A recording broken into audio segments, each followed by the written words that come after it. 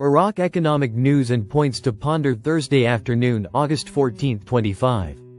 Listen to the full version on the official dinarreport.com blog and become our supporter on Patreon. Iraqi banks are under liquidation, and the central bank remains silent. August 14, 2025. Last updated, August 14, 2025. Al-Mustaqiya.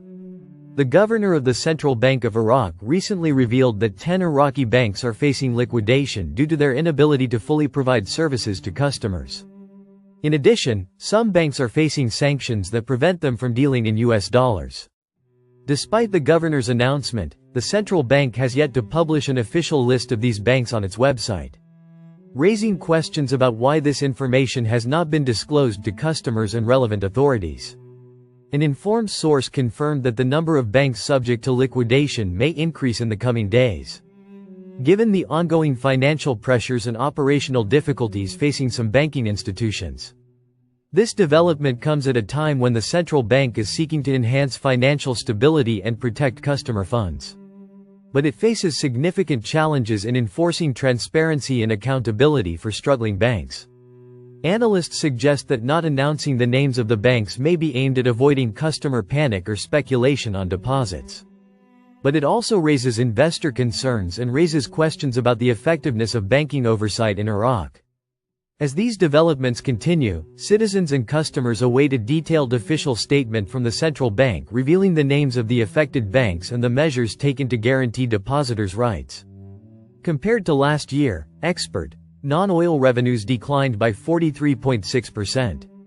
Economy, August 14, 2025. Mawazin News. Baghdad, economic expert Nabil al-Marsomi revealed on Thursday that non-oil revenues in Iraq declined during the first half of 2025, reaching 4.951 trillion dinars, compared to 7.118 trillion dinars in the same period last year, a decrease of 2.167 trillion dinars, or 43.6%.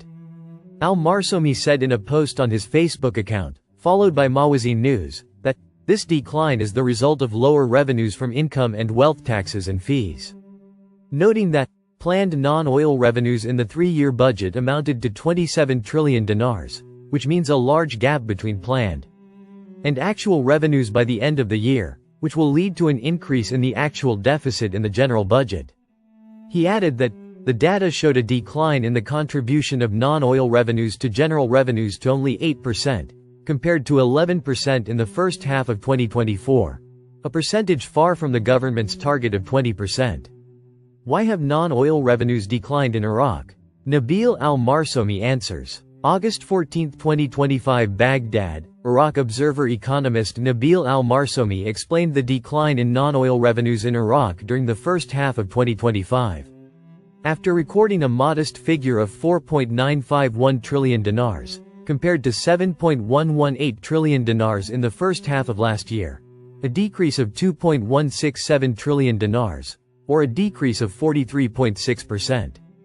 He attributed this decline to a decline in revenues from income and wealth taxes and fees. He explained in a post on his Facebook account that planned revenues in the three-year budget amounted to 27 trillion dinars. And therefore the gap between planned and actual non-oil revenues will be large at the end of the year, thus increasing the actual deficit in the general budget. He stressed that this decline in non-oil revenues led to a decrease in their contribution to public revenues to only 8%, while they contributed 11% during the same period in 2024. This percentage is far from the target number in the government program, which is 20%. Development Plan 2024 to 2028. Iraq moves towards a productive economy with revenues exceeding 700 trillion dinars. Reports Economy News. Baghdad. In one of the most significant economic transformations in recent years, the Iraqi government has begun implementing the National Development Plan for 2024 to 2028. The plan aims to transform the national economy by diversifying sources of income and reducing dependence on oil, while also addressing unemployment and boosting investment in vital sectors. The plan, supported by a clear government vision and political will, includes profound structural reforms and precise performance indicators that are monitored periodically. This comes at a time when projected revenues are estimated at more than 710 trillion Iraqi dinars and investments exceeding 240 trillion dinars are required to achieve its goals. While the Ministry of Planning emphasized the importance of capital allocation and investment in priority sectors, government agencies viewed the plan as a true economic lever. While economic experts considered it one of the most realistic and comprehensive plans for addressing Iraq's development challenges. For his part, the Prime Minister's advisor for Financial and Economic Affairs, Mazhar Mohammad Saleh, highlighted the importance of the 5-year National Development Plan for the years 2024 to 2028. Speaking to Al-Iqtisad News, Saleh emphasized that the 5-year plan reflects a genuine national determination to achieve significant goals in economic progress and prosperity. Noting that it relies on population census data to accurately and efficiently guide its implementation. He added that the plan's fundamental objective is to implement profound structural reforms, transforming it from a mere written document into an economic lever capable of transforming the production and employment equation and transforming Iraq from a rentier economy to a productive and competitive one, provided it is managed efficiently as a comprehensive national mission. The advisor pointed out that the success of the 5-year plan requires a combination of institutional, financial, and executive components. Most notably political will embodied in the government program, with direct support from senior leadership, which has worked to protect planning institutions from fluctuations.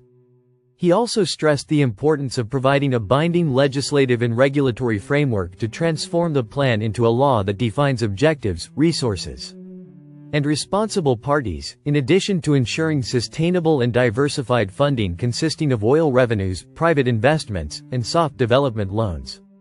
Clear performance indicators and periodic monitoring. Saleh explained that the plan relies on precise governance and continuous monitoring based on key performance indicators, KPIs, which are reviewed semi-annually to ensure commitment and actual implementation of projects. According to Al-Sudani's advisor, the most prominent targeted indicators include annual GDP growth of no less than 5%, an unemployment rate of no more than 8% annually, an inflation rate of no more than 5%, and a petrochemical sector contribution of 5% to GDP. He pointed to increasing oil production to 6 million barrels per day, utilizing associated gas by 90%, and increasing the contribution of non-oil sectors to more than 50% of national income. The plan also includes indicators related to the manufacturing, health, education, and infrastructure sectors. Professional management and community engagement. Saleh added that an important success factor is the formation of specialized implementation teams to manage projects according to international standards, PMI, without quotas or regional distribution. He emphasized the importance of civil society and private sector participation in formulating and implementing the plan, including chambers of commerce and industry and unions. He concluded by stating that the 5-year plan represents a fundamental pillar of sustainable development in Iraq, and requires concerted efforts and genuine national commitment to ensure its transformation into a tangible reality that is reflected in citizens' living standards and overall economic growth. In addition, the Ministry of Planning announced that the total revenues expected to be achieved during the 5-year development plan period, 2024 to 2028, amount to approximately 710 trillion Iraqi dinars. The ministry's official spokesperson, Abdul Zahra al-Hindawi, told the official agency that the largest portion of these revenues will come from the oil sector, with oil revenues expected to reach approximately 631 trillion dinars, while non-oil revenues are estimated at approximately 79 trillion dinars.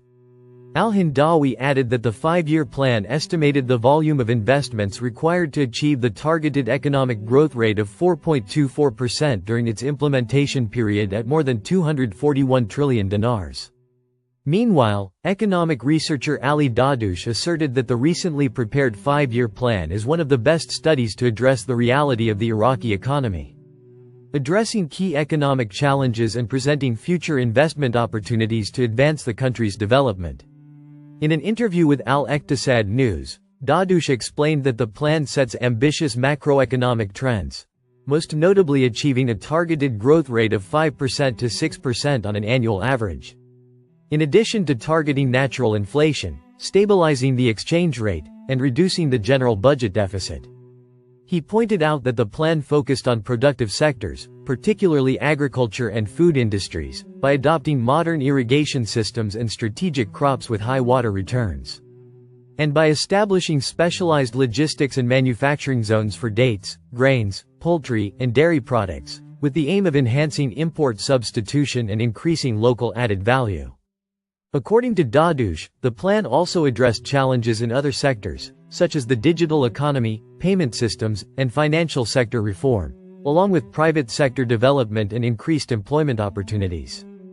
A single window approach was adopted to remove regulatory barriers, such as licenses, taxes, and industrial land allocation, within a period not exceeding 72 hours, in addition to linking technical education to the needs of priority sectors.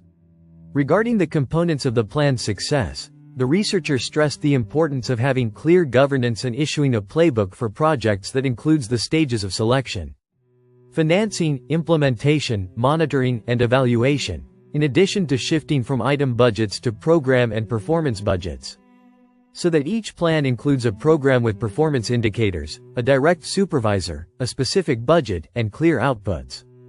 Dadush concluded his remarks by emphasizing the need to enact a law mandating the implementation of the national plan, in conjunction with the general budget and the government program. He considered this tripartite integration to be the cornerstone of sustainable development in Iraq.